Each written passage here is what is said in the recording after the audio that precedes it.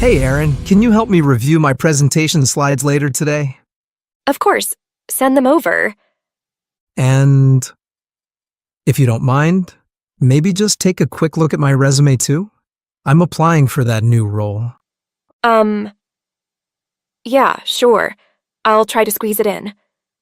Oh, and one last thing. Can you pick up my dry cleaning if you're near that area? Okay. I guess I can make it work? Haha. Hey, hold on. Do you have all the time in the world? Or are you just way too nice to say no? Honestly, I think I'm just terrible at saying no. Even when I want to, I feel guilty. You're not the only one. So many of us feel like we have to say yes to avoid disappointing people, to be seen as kind or reliable. But here's the truth. Every yes that comes from guilt takes something away from us. Our energy, our time, our peace of mind. And that's exactly what we're talking about today.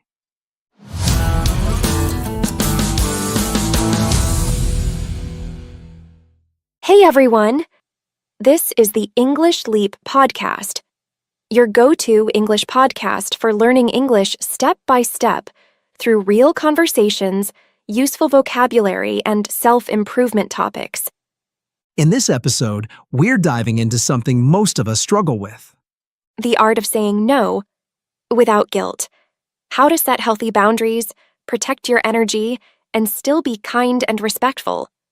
And, by the way, quick announcement. We've created a free PDF guide for this episode. It includes a comprehension, grammar, and vocabulary exercises, all designed to give you a little extra English practice. You can download it anytime. Just click the link in the video description. Plus, don't go anywhere, because later in the episode, Crystal will break down some useful English words and expressions from today's topic to help you build both your fluency and your confidence. So, take a deep breath.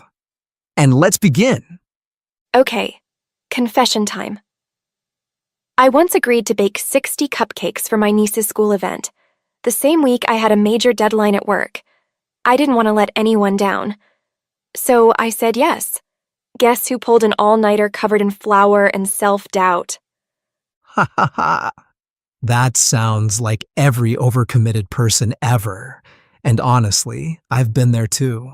I once agreed to help a friend move apartments, even though I had back-to-back meetings and barely slept the night before. My body was at work, but my soul had left the building. And why do we do it? Because we're conditioned to believe that saying no makes us selfish or difficult. Exactly. We associate no with conflict, with rejection, like we're somehow obligated to keep everyone else happy, even if it comes at the expense of our own peace. There's also guilt. This creeping sense of emotional debt. Like if I say no, I'm a bad sister, friend, employee. But here's what I realized way too late. Saying yes when you actually want to say no is a form of self-abandonment. You're literally betraying your own needs to keep up the illusion of being agreeable. And that's not kindness. That's overextension. And it's unsustainable. And when we look closely, we see something even deeper.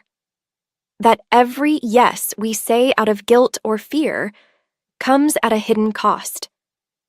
Okay, real talk. Remember that friend I helped move? Yeah? Well, I said yes to them, but that meant saying no to sleep, to my own work, and to my Saturday plans. I spent the entire weekend playing catch-up and feeling miserable. Totally relatable. I've missed gym sessions, skipped meals, delayed my own priorities, just because I couldn't muster the courage to say no. And it adds up. Those tiny sacrifices accumulate. And suddenly, you're not living your own life anymore.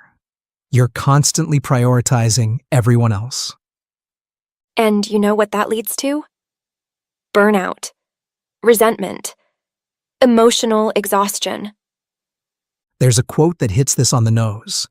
You don't have to set yourself on fire to keep others warm. Oof, that one stings. Because I've done exactly that, over and over again. So here's a practical tip.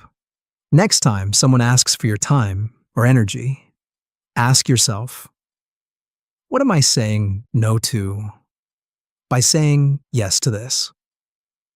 And if that no includes your well-being, your rest, your peace, you've got to reevaluate. Which brings us to something most people never realize. That saying no isn't just an instinct. It's a skill. This took me years to understand. Saying no isn't about being cold or distant. It's about setting boundaries. Healthy ones. Right? And boundaries are not walls. They're filters. They help you decide what aligns with your values and what doesn't. Like last month, I was asked to join a volunteer committee at work. Great cause. Amazing people. But I knew I didn't have the bandwidth. And did you say no? I did. I said, I really admire what you're doing, but I can't commit right now. It was uncomfortable for about 5 seconds, and then it felt so freeing. That's the thing. Saying no doesn't have to be harsh. You can say it with kindness and clarity. A few go-to phrases I use now. I'd love to help, but I'm fully booked this week. That doesn't align with my current focus. I appreciate the offer, but I have to pass this time. Love that. Boundaries don't hurt relationships. They protect them. They keep you from building silent resentment toward people you actually care about. Because when you're honest about your limits, you leave less room for miscommunication and emotional residue. Exactly. But even after setting a clear boundary, that little monster called guilt still shows up, doesn't it? Oh, absolutely. I've said no and then spent hours replaying the conversation in my head, wondering if I sounded too blunt, or if they're now secretly upset with me. That post-no guilt is so real. It's like we've been conditioned to believe that putting ourselves first means we've done something wrong. But here's something that helped me a lot. Just because you feel guilty doesn't mean you are guilty. Yes. Guilt is often just an emotional echo, a leftover feeling from years of people-pleasing. So now, I ask myself one simple question after saying no. Did I say it respectfully? And if the answer is yes, then that guilt, it's just emotional noise. You don't need to act on it. Instead of guilt, I try to shift into gratitude. Gratitude for choosing my well-being. Gratitude for honoring what I need in that moment. Because putting yourself first isn't selfish. It's responsible. It's a form of emotional maturity. And the amazing part is, once you push through that initial discomfort, something powerful starts to happen. You begin to realize that no isn't just a rejection. It's a door to something better. The first few times I said no with confidence, I felt awkward, sure, but I also felt something else I hadn't felt in a long time. Peace. Exactly. Every time you say no to something that drains you, you're making space for something that truly matters. Your health, your passion, your rest. You're no longer being pulled in 10 different directions. You're moving with intention. And people begin to see that. They may not say it out loud, but deep down, they respect someone who has clarity and conviction. Boundaries don't push people away. They actually invite healthier connections, the kind where both sides are honest and respected. And here's a final thought I remind myself often. When you say no to others, you're saying yes to yourself. And if you've made it this far, we hope this episode has helped you reflect a little deeper on your own relationship with the word no. And now, to help you build not just your mindset, but also your English, we're handing things over to Crystal for today's vocabulary breakdown. She'll go over some of the key words and expressions we used in today's episode, so you can speak about topics like boundaries, guilt, and self-respect with confidence. So, Crystal, here you go. Thanks, Evan. And hello, learners. It's time for our vocabulary breakdown. Let's look at some powerful words and expressions from today's episode. These aren't just great for your English. They also help you talk about emotions, boundaries, and real-life situations with more depth. Ready? Let's begin. Confession. When you tell the truth about something personal, often something you were hiding. Example. Okay, confession time. I once agreed to bake 60 cupcakes during a busy week. Let's say it out loud. Confession. A confession can feel scary, but it's also the beginning of honesty with yourself. Here comes another one. Pull an all-nighter.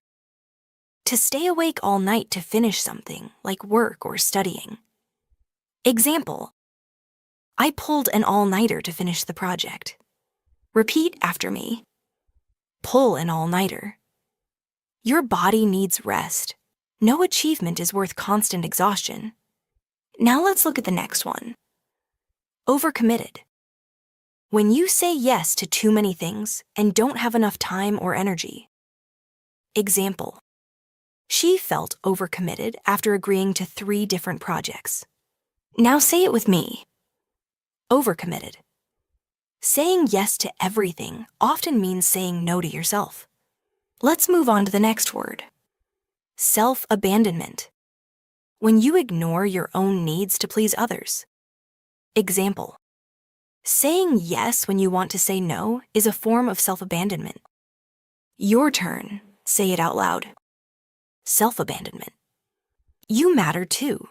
Don't forget to show up for yourself. Now let's take a look at another one. Betraying. Hurting someone's trust, including your own. Example. You're betraying your own needs when you say yes out of guilt. Repeat after me. Betraying. Being true to yourself is not betrayal, it's courage. Here comes another one. Illusion. Something that looks true but isn't real. Example. We keep up the illusion that we can do everything. Let's say it out loud. Illusion. Letting go of the illusion gives you space to be real. Let's look at the next word. Overextension. Trying to do too much, often more than you can handle. Example. Saying yes to everything leads to overextension. Let's say it together. Overextension. You're not a machine. Know your limits. All right, next one. Unsustainable. Something that cannot continue for a long time without causing harm. Example. That busy schedule is unsustainable. Let's say it out loud. Unsustainable. What's the point of success if you can't sustain it? Let's look at the next word. Miserable. Very unhappy or uncomfortable. Example. He felt miserable after missing his weekend rest. Repeat after me. Miserable. Listen to your emotions. They speak louder than words. Now let's take a look at another one. Burnout. Extreme tiredness from doing too much for too long. Example. People-pleasing often ends in burnout. Let's say it out loud. Burnout. Burnout isn't weakness. It's a warning sign. Here comes another one. Resentment. Anger you feel when treated unfairly or when your needs are ignored. Example: over time, she felt resentment for always saying yes. Let's say it together. Resentment. Resentment grows when you stay silent too long. Here comes another one. Emotional exhaustion. Feeling completely drained because of stress or pressure. Example: he was dealing with emotional exhaustion after months of overwork. Now repeat after me. Emotional exhaustion. You deserve rest before you reach the edge. Let's look at the next word. Reevaluate.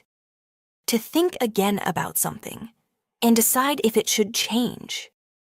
Example: she had to reevaluate her priorities after burning out. Let's say it out loud. Reevaluate. Growth begins when you're willing to rethink your choices. Let's move on to the next word. Instinct. A natural feeling or reaction that doesn't need much thought. Example: her instinct was to say yes, even though she was tired. Say it gently with me. Instinct. Sometimes your first instinct isn't the right one. All right, next one. Emotional residue. Leftover feelings like guilt or stress after a hard situation. Example: saying no respectfully leaves less emotional residue. Say it with me. Emotional residue. Clear decisions leave a clear heart. Now let's take a look at another one. Blunt. Saying something in a very direct way, sometimes too directly. Example: she worried her message sounded too blunt. Now repeat after me. Blunt. Being honest is good, but balance it with care. And now, our final word for today. Conviction. Strong belief or confidence in what you're saying or doing. Example: he said no with calmness and conviction. Say it gently with me. Conviction. When your voice has conviction, people listen. Great job. That's all from me.